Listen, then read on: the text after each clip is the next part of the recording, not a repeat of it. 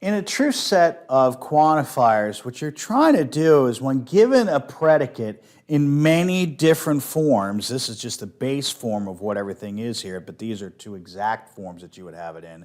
We're trying to define the truth set of P so that the set of elements for any domain that we're given is going to end up being true. So again, the D, the P of X is the overall setup, and here's the truth set for any element within the domain such as P of X is equal to true. That's really what we're after in the whole thing here.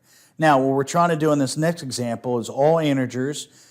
Here's the proposition, the absolute value is equal to 3. What values will end up making that proposition true? That set will be a -3 and a 3, okay?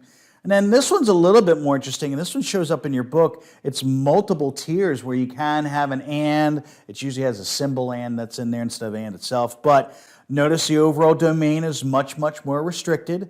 Even a proposition is much more restricted, and then showing what the true set for that particular grouping is also much more restricted as well. So not a hard concept to get by, but it's, again, your domain and your proposition can end up changing quite a bit, but your overall result in the true set is saying, hey, what will work with our proposition?